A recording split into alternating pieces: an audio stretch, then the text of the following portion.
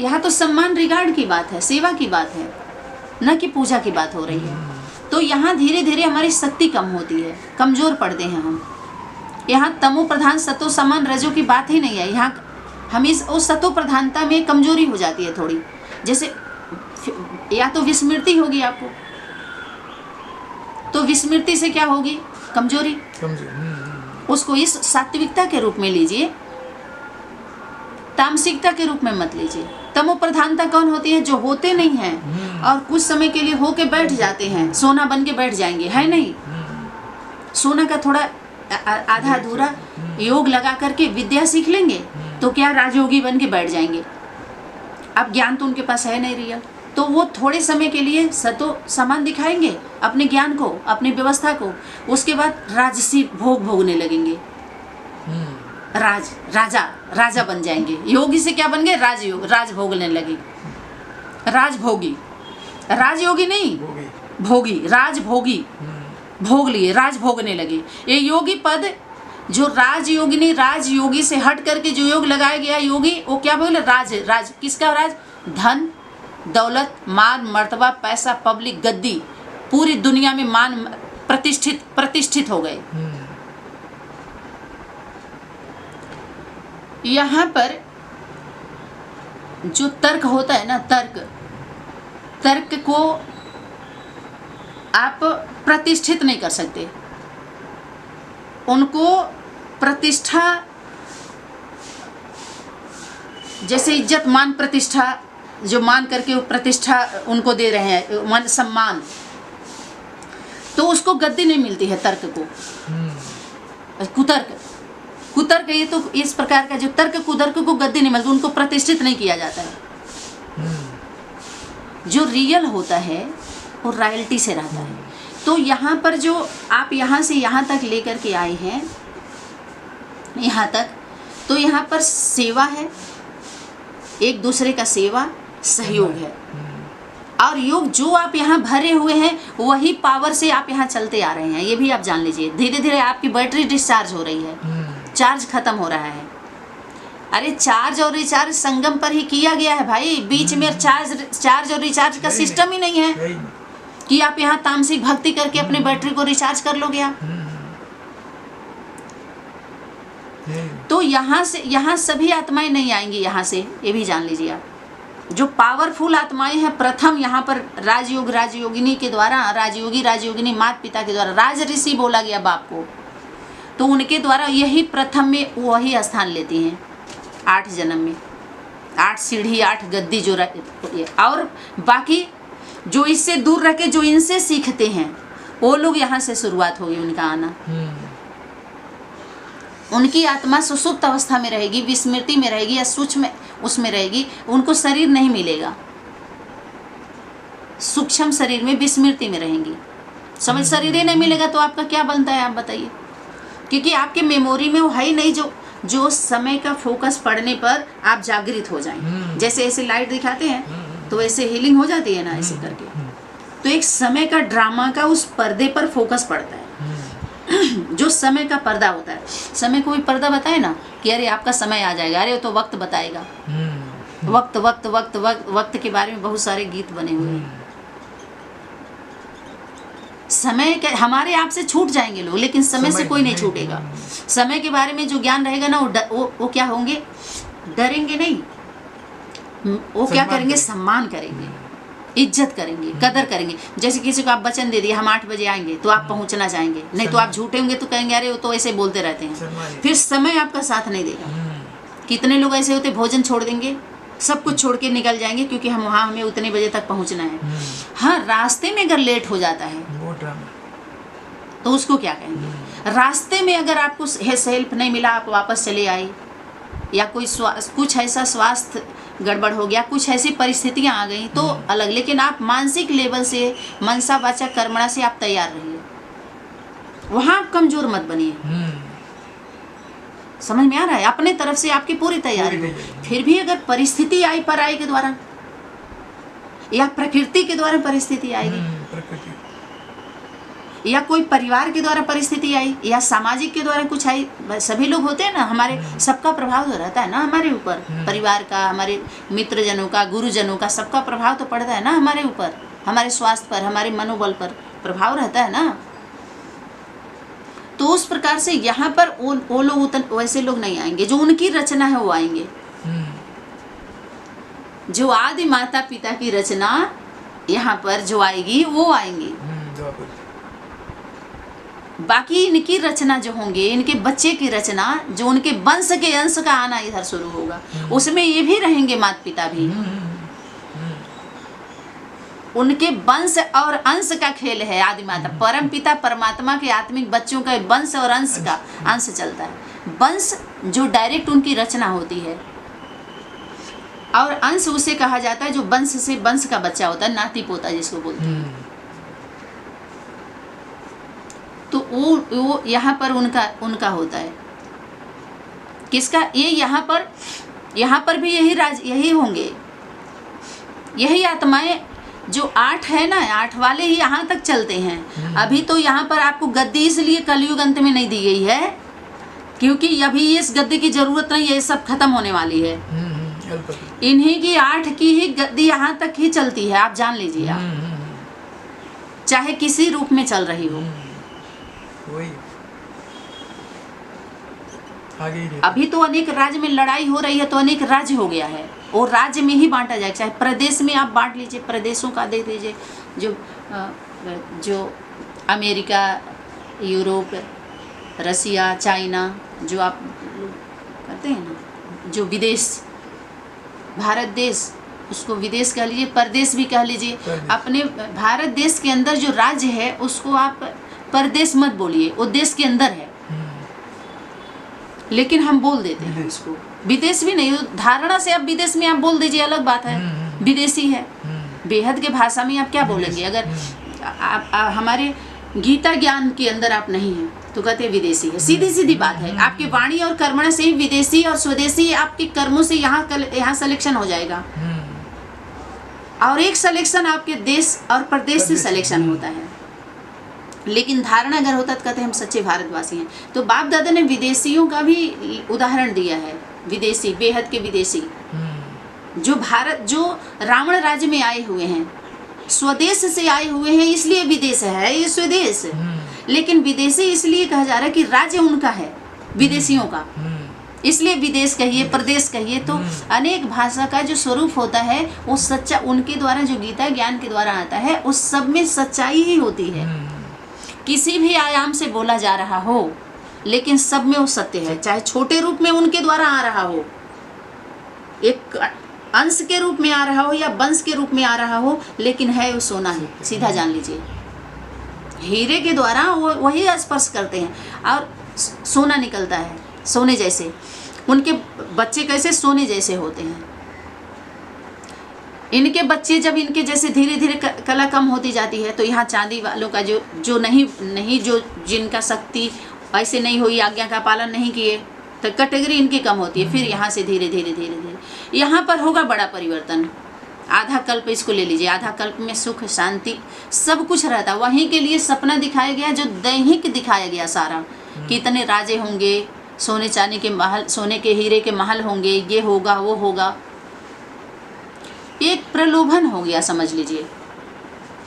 प्रलोभन में जैसे छोटा बच्चा होता है वो प्रभाव में आ जाता है और बंधक बन जाता है। फिर जैसे चाहते वैसे उनको लोग करवाते हैं, वैसे काम लेते हैं उसको। जब माता पिता से बच्चे अलग हो जाते हैं तो उनसे कैसे काम लिया जाता है पता है? उनको गुंडा बदमाश बना करके, आप समझ रहे हैं बात को, क्रिमिनल यूज किया जाता है। ठीक ऐसे ही परम पिता परमात्मा के संरक्षण से या गीता ज्ञान, परम पिता परमात्मा के गीता ज्ञान दाता से अगर आप अलग हो गए तो आपका वही दुर्गति होगी जो आप आजकल की दुनिया में उससे भी बदतर दुर्गति होती है। तो वो होते हैं भारतवासी जो भारत में कभी बसते थे, उनका पतन होता है, जिनका उत्थान होने वाला था, उत्थान होके भी वो पतन में चले जाते हैं। कैसे हुआ? जब माउंट आबू में संदेश दिया गया, भारत माता भारत पिता जब प्रत्यक्ष में थे, जिसको बोलते हैं आदि में, उसी बाप की बात ब्रह्मा बाबा दादा लेखराज के द्वारा, दादी के तन के द्वारा कभी कभी इशारा आता है, सूक्ष्म सूक्ष्म, वो बाप है, बाप बाप। तो उन लोग सबकी बुद्धि में दादा लेखराज ब्रह्मा बाबा को ही ध्यान जाता है, उन्हीं को, वो बाप है, वो बाप है, ब्रह्मा बाप, जबकि ब्रह्मा बाप आ रहा है, हाँ ब्रह्मा बाप की बात आ रही, तो वो भी बाप माता पिता की तरफ ही ध्यान खिंचवा रहे हैं, वो ब्रह्मा बाप की तरफ। जब उनके श्रीमत पर हम नहीं चलते हैं तो यही हालत होती है। तो यहाँ सतो प्रधान भक्ति नहीं होती है, भक्ति माना सेवा, यहाँ भक्ति की बात ही नहीं है, सतो प्रधान तमो प्रधान की बात ही नहीं है, सेवा करती हैं। और हमारी माँ भक्ति सेवा करती है बाप की, असल सेवा पति पत्नी का ही सेवा एक दूसरे का हो पाता है। बाकी हमारे जो बच्चे होते हैं, बच्चे क्या होते हैं पता है, खिलौने होते हैं,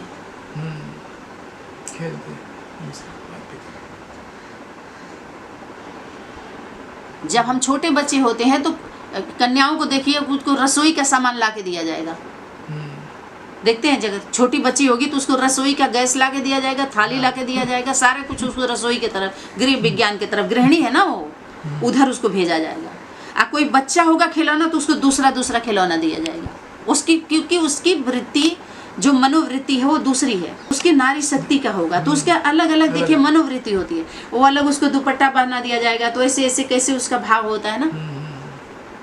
तो यहाँ पर परिवर्तन होगा जब, तो यहाँ पर तामसिक भक्ति शुरू होगी, अपने ही स्वरूप की पूजा। विक्रमादित्य राजा बाप है, राजा है, विकर्मों पर जीत पाने वाला, शिवलिंग की पूजा आपे ही पुजारी, आदि माता पिता शिव शक्ति है ये, आदि माता पिता, विश्व महाराजन विश्व महारानी, शंकर पार्वती जी का ये निराकारी निर्विकारी निरहंकारी का स्टेज, अपनी पूजा अपने खुद करते हैं। तो यहाँ तो सिर्फ राजा ही रानी नहीं कर रही है,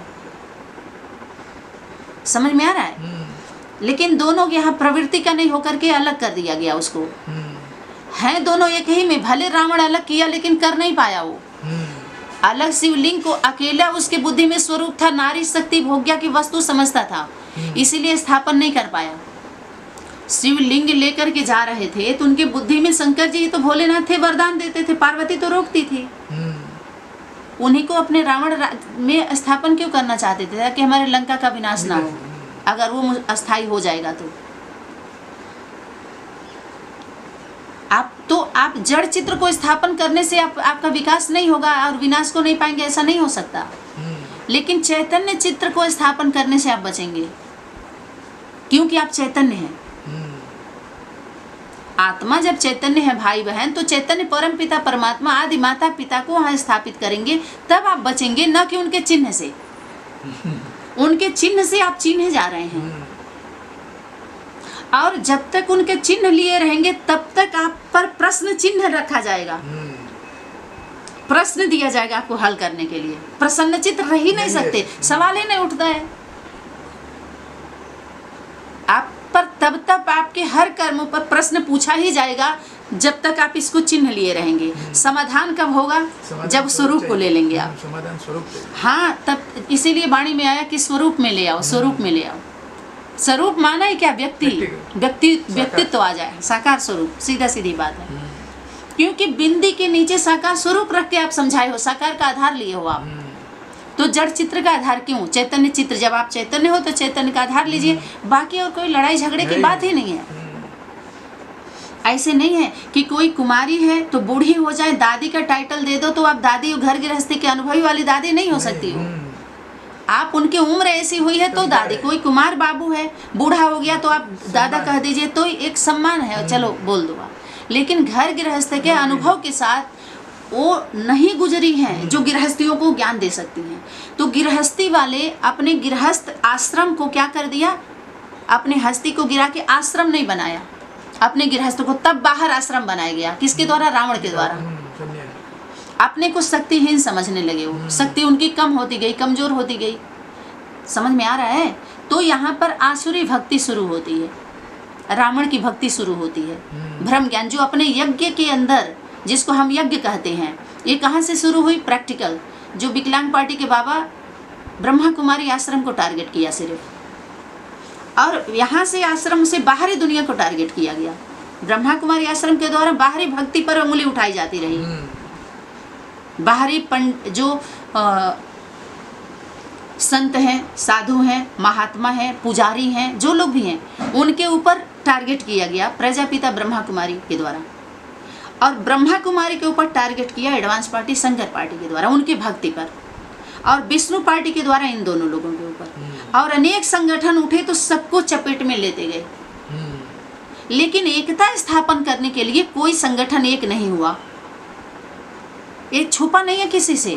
अरे सत्य तो सत्य, आगे चल करके सत्य तो सबके सिर पर बैठेगा। समझ में आ रहा है? सत्य स्वरूप जो होगा, ओरिजिनलिटी जिसके द्वारा बोला गया, रियलिटी, ये रियलिटी से ही बताया जा रहा है। इसमें लड़ाई झगड़ा, मानो मानो नहीं मानो कोई बात नहीं है, चलने दीजिए।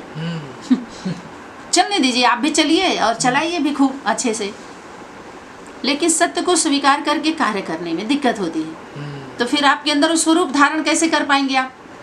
माता पिता के स्वरूप को अगर आप सम्मान किया, आदर दिया, सम्मानित किया, आपने स्थापित किया, समझ लीजिए आपने शिवलिंग को स्थापित कर रहे हैं ना। शिवलिंग दिखा करके आप कोर्स करा रहे हो, आप शिवलिंग दिखा करके, गीता ज्ञान का आधार दिखा करके गीता किताब का आप गीता ज्ञान सुना रहे हो, लेकिन उनसे आपका कनेक्शन है नहीं, तो आप करेक्शन करोगे कहाँ?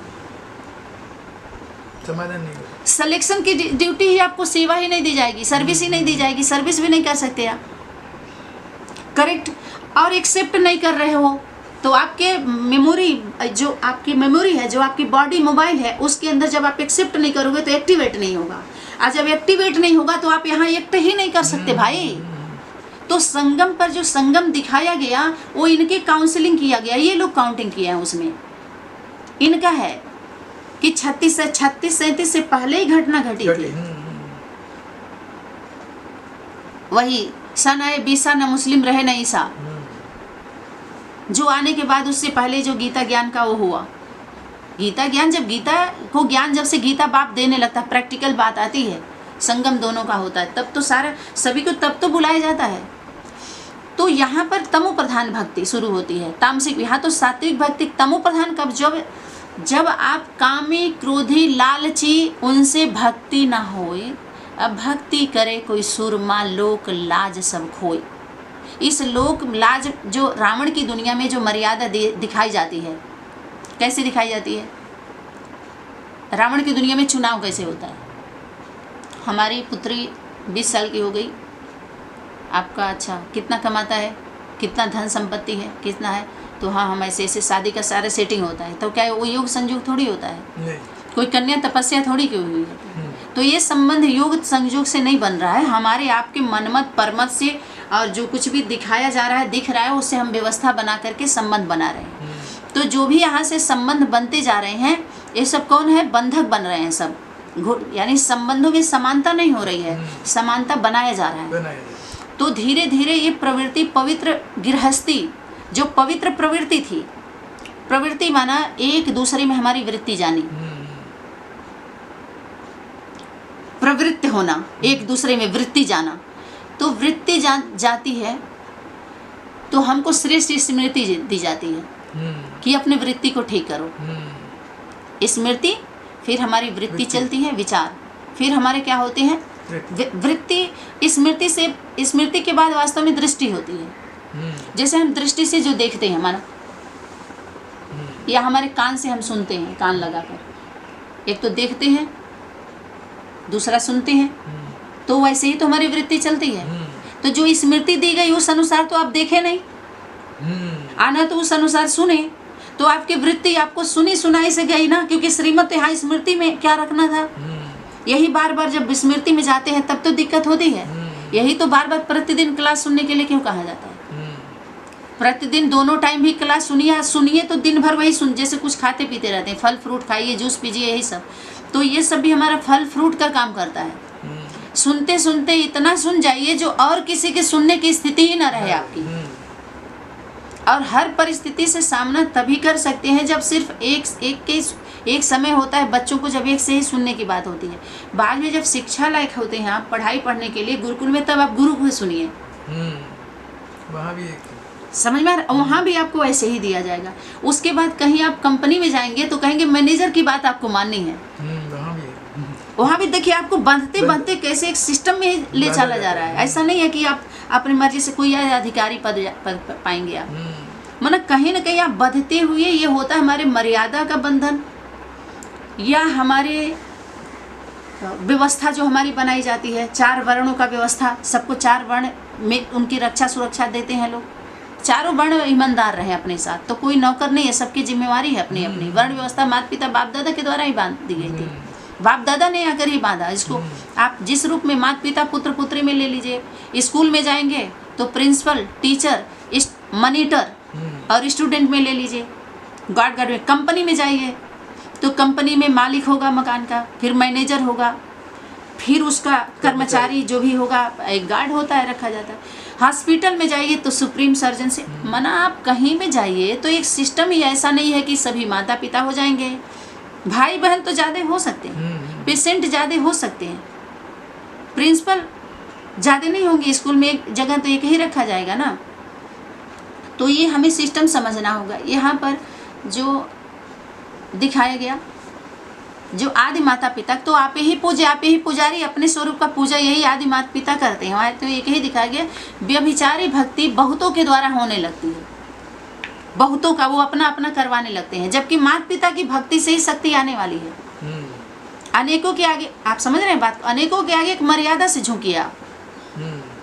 असल गुरु होगा सतगुरु, तो सीधे अपने माता पिता को सबसे पहले कहेगा, वो ही तुम्हारे माता पिता ही भगवान भगवती, ताकि मर्यादा का पालन करें, अपने ऊपर ज़्यादा ध्यान नहीं खिंचवा करके, समझिएगा बात को, वहाँ पर उसके पास ही भेजेगा। ऐसे ही मुक्ति, जीवन मुक्ति में जब भेजा जाएगा तो इसमें से 75% लोग अपने लौकिक घरों में जाने वाले हैं, याद रहे, अपने लौकिक घरों में ही जाने वाले हैं। जितने लिखे राजयोग के नाम से जितने स्कूल खुले हुए हैं और सभी लोगों ने दाखिला ले लिया है, दे दिया है, तो परम पिता परमात्मा के द्वारा जब गीता ज्ञान, गीतापति भगवान के द्वारा जब ज्ञान आएगा तो सारे चेक नहीं होंगे, सारे खंगाले नहीं जाएंगे। उनके नाम पे लगा हुआ बोर्ड, स्कूल, जो राजयोग की शिक्षा, राजयोगी राजयोगिनी के द्वारा जो राजयोग का दिया जाएगा, दैव दैव, वो राज उनके पास है नहीं है, क्योंकि वो राजी तो हुए नहीं राजयोगी राजयोगिनी से, उनके ज्ञान से। जो राजी ही नहीं हुए तो क्या है, उनके मंदी चल रही है, मंद बुद्धि हो गई, बंद बुद्धि हो गई उनकी।